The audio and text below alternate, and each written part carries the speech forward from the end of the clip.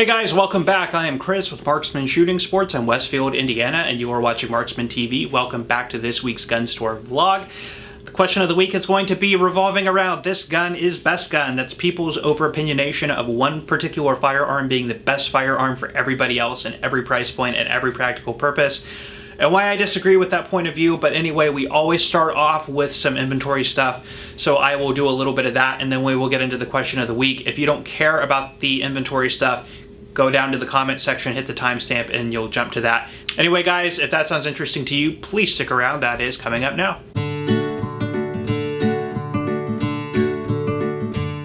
So for this portion of the inventory, I accidentally had my microphone turned off. So here is the new audio.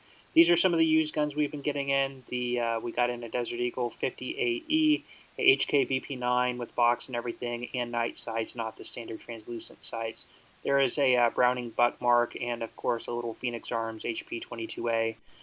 This is some of the other stuff. A lot of this has been sold already on Gunbroker. Sorry about the focus there, but this is the Ruger 7722, a Winchester Model 1894 in 30-30, a Winchester 1873 in 32, and a Belgian Browning A5 shotgun. So, like I said, all of those are pretty much already sold, but just a little bit of the stuff we've been getting in.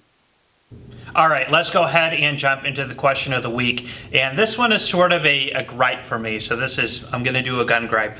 Anyway, but this is a question I get all the time in my store and on YouTube. And that is, which gun is best gun? What is the best gun you sell?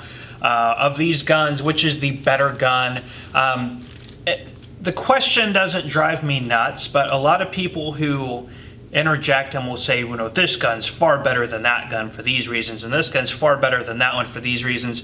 There could be some truth in that orthodoxy. Of course, if you're talking about something like a High Point versus, I don't know, an FN S9 or something like that, and you're not considering price or anything like that, of course, 99.9 out of 100 people, or probably 100 out of 100 people, are going to pick the FN S9 as a better gun.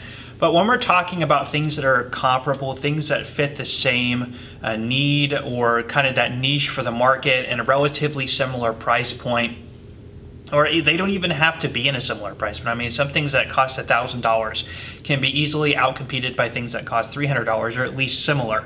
The point I'm trying to make is, I personally look at it when people are so fanatical about, well, this gun is everything you need and all the others suck.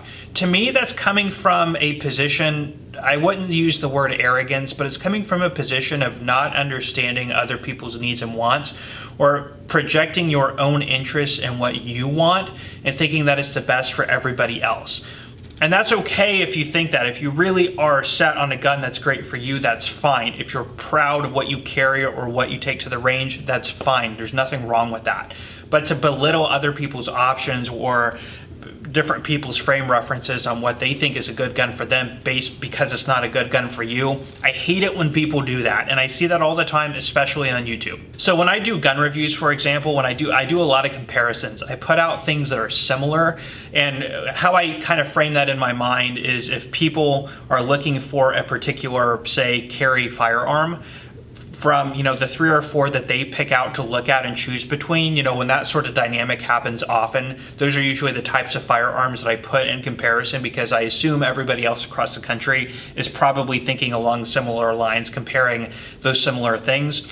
Also, I go into the YouTube search box and I'll put in like Smith & Wesson Shield Verse and then see what popular searches come up to see what everybody is interested in seeing it compared to. Now, when I do a comparison video, I like to just lay out what the specs are and everything, and I don't like to interject my own opinion as much. I mean, I am a little opinionated on some things, but I will say, you know, I'm a fan of Glock, and this is what I like about Glocks, but I'm not saying that the Glock, if I'm comparing a Glock 43 to a Shield, is holistically a better gun. I actually carry the Shield over the Glock 43, but I like other Glock products. The point is to lay out the different specs to encourage the viewers, or if you're in my shop, to encourage people to go check out firearms. My customers will tell you that I also encourage my customers, if they have never fired a gun before or a particular one that they're interested in, I encourage them to leave and go to a range and try it, or to try a friend's. because there is so much variance in different people's hand sizes, the way their eyes pick up on different sights, the way that things feel in their hand, their reaction to recoil, different things. I mean, depending on Andy, who works for me, for example, loves 1911, so a shallower, I think about 11 degree grip angle is natural for him because that's what he's used to. You put a Glock in his hand, he doesn't do very well with it because he's not used to the grip angle, and that's by his own admission. Everybody's experiences, everybody's hand structures, the way their eyes pick things up, I mean, it could even be the width of the pads of their fingers could really feel differently on different firearms, whether they like polymer or aluminum or steel frame. Everybody is different. So the point is to lay out the differences and contrast with one another. So somebody who hates polymer might prefer a 2075 Rami or a CZ75 compact, or I'm trying to think of other, a 1911 compact or something that's more of a steel frame, or something with an alloy frame like a Beretta 92S compact or something like that. So, or 92FS is what I meant to say. So when I put out the comparison videos, one of the number one things that people ask is, well, which one's better? Which one do you think's better? That doesn't really, I don't think that matters. What I think is better really doesn't matter. And again, I don't want my viewers or my customers to make decisions on what it is they are going to carry or what it is they are going to keep for home defense based purely on what my recommendation is on what I think is a better gun, because again, what I think is better might not be better for you. A High Point will be the best option for a lot of people. Some people are on a budget. We want people who, even if that's all they have, $100, $150, you want them to at least get themselves immersed in the firearm world. A High Point for the money is an excellent handgun. They do run, they work. I don't even sell them in my store, and I'm still endorsing them because I think for a certain segment of people, it's a great option. For other people, it's not. So I can't stand the whole portrayal of your personal inputs. Again, if you're talking to somebody who's looking into getting into firearms, of course, set them in a certain direction, or you can tell them that there are certain things that you like. I'm not trying to tell you what to say or do, but what I do, I guess, is when customers come in my store, say, I always sort of frame it. What are you looking for? What are you looking to do with the firearm? What's your experience? What have you fired and what did you like? And a lot of times it's a blank slate. It's people just getting into it. So, okay, let's start going down that rabbit hole and go in different directions, find what size works for you and everything. And I get asked all the time, which one of these is better? I mean, I've narrowed it down to these three. Which one's the best one? I could lay out 3 firearms that the customer likes. So which one do you think is the best? I never answer that question. I don't, again, I will usually say, well, out of these 3, I own this one, or I like this one for this reasons, and I'm, want to be very clear, that's just because of me. That's just what fits me the best. I always say it's like going out and having somebody recommend a pair of shoes to you, or, going to the store, trying on a pair of shoes with their feet and everything, and then saying, oh, I'm going to buy these for my friend. These are going to be perfect for him because they fit my feet really well, and they're athletic shoes, but maybe my buddy doesn't do a lot of athletics. He's looking for more of a casual shoe, and I know I'm kind of going off on a tangent there, but the problem is this projection of what is the best thing. And again, I see this so much on YouTube, and it kind of drives me nuts because that person that you're saying, well, you're looking at the Glock 43. The Glock 43 is garbage. What you need to look at is an XDS. And then that person, if they're new, they go out and they try the XDS and it doesn't feel good to them. And they're like, well, the internet's telling me that this is the best gun, and it's just, I guess I should just go ahead and get it because, and suck it up and get used to it. No, wrong approach. Get what fits good and feels comfortable to you.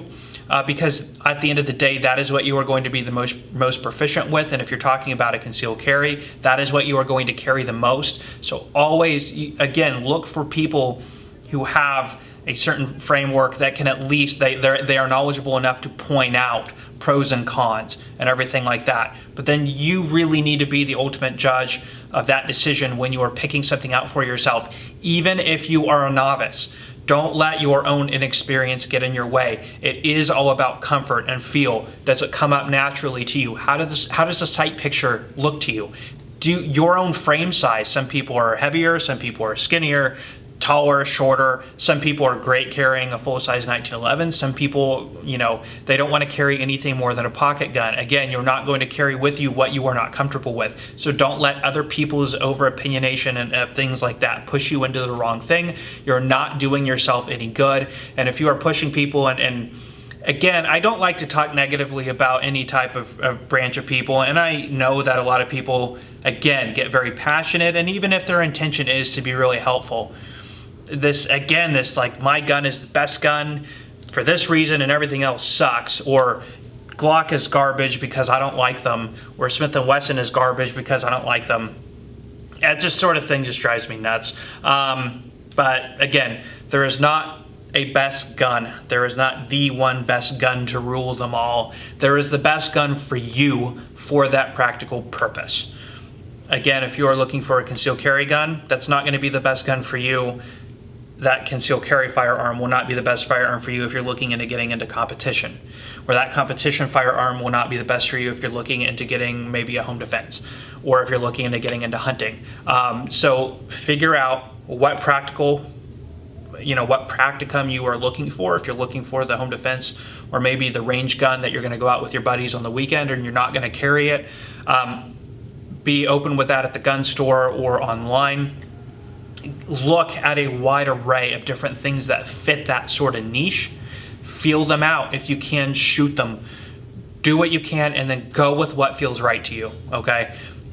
Modern firearms, for the most part, are like modern cars. They've been making them for so long. They usually work. I don't come across very many firearms that are just, I mean, I'm honestly trying to think. Things that just absolutely don't work.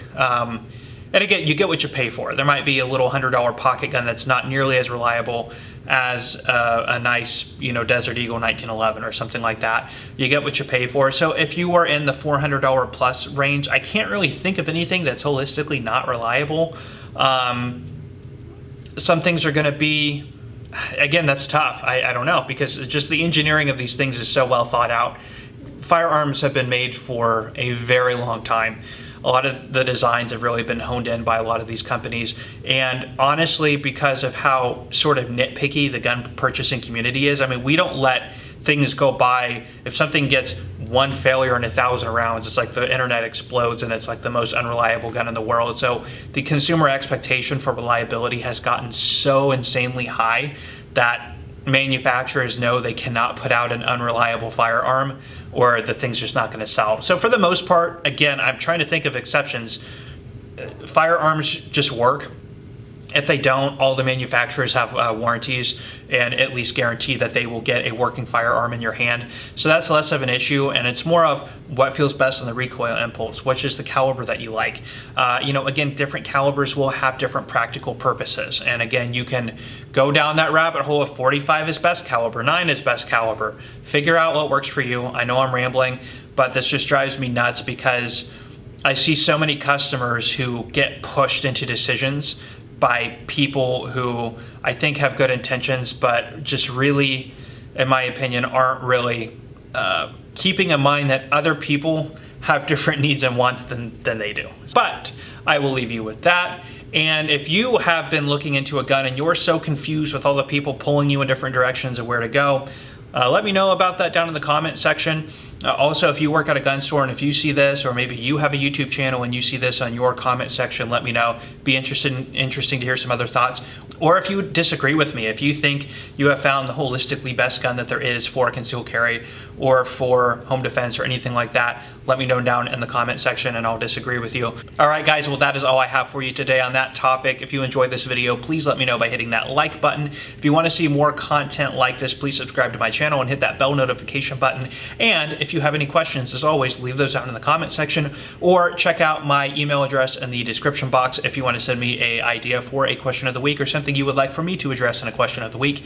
Anyway, guys, I will leave you there. I'm Chris with Marksman Shooting Sports in Westfield, Indiana. You are watching Marksman TV, and I will see you next time.